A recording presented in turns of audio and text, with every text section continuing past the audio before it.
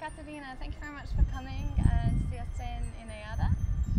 As an employee of Google, how did you first get your job as the sales operations project manager?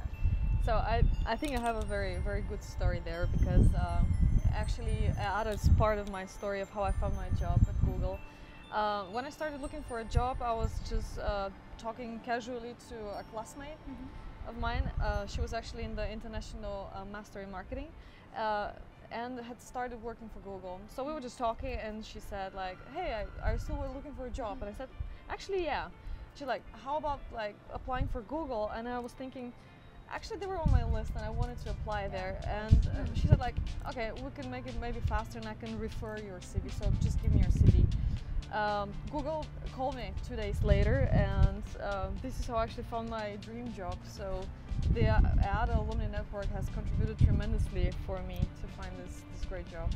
And in the selection process for Google, were there influences from your international MBA in EADA on the process? Because it's there are many stages. Yes. So as any other big desired company to work for, of course, there are many stages one goes through to acquire the job. How EADA has helped me, like from the profile that I've acquired there, is that many skills that I acquired here on the one side, and many and knowledge that I have acquired here, like I used to really directly reference and use as examples during the interviews. As you mentioned, like my job is sales operations manager, means I work a lot in processes, change management, how to optimize things, how to solve problems for the sales department. And I've referred so often to classes like the one from Edwing, the supply chain management, brand communication, the marketing steps that I've used so much into when talking about improving internal communication. What is very important in Google is also the personal fit of how you fit, how you work with the colleagues. And there I noticed like the knowledge I've gathered through working with my international classmates has helped me tremendously.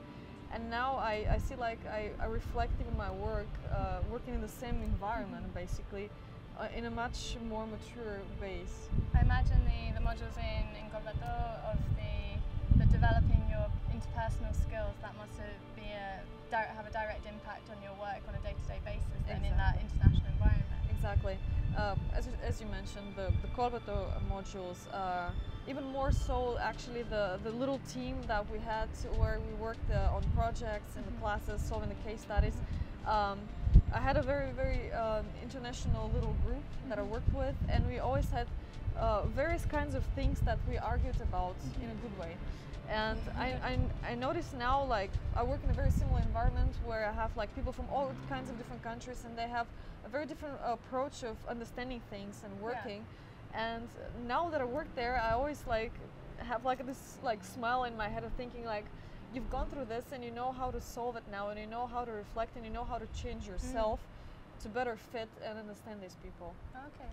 Well, given that taking your previous experience and applying it, having gone through the selection process for Google, and now being on the other side of it, being a person who takes part in the selection process like everybody at Google, would you say that there are any doubts or maybe criticisms that you had at the time of the selection process that you now see in a different light?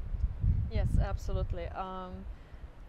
Many things, of course, like once you go into the insides, it's so often you're like, it clicks. Yeah. So when I applied, it took about 4 months until I got like the yes, like you have the position. It's a long time. So a long time, and it took about 8 interviews in my case. And I always wondered, like, other companies needed like 1 to 2 interviews to say, okay, we like you. So going through this process and always like waiting on hold, and you have like other positions in the pipeline yourself, it's a lot of stress, and like you're always like, why does this happen? Now that I'm in the inside, like I see how important that is to fit with the people you work. This is one of the reasons why I work for Google, and I love working, and I think most of my colleagues also do. Yeah. So I see now how important it is to have a screening process where you're really sure, make sure that the people that apply are really a good fit, that the job they apply to they really like, and on vice versa. Yeah. So now I understand it, as I said, like, so now that I reflect back on my process, I see, okay, several of the interviews were really more channeled into finding the best position for me, and from there on, actually, the process wasn't that long, but you know, as a candidate, you're just like very eager, of course, to. So you weren't actually applying for a specific position, rather they actually created something that was more suited to your profile.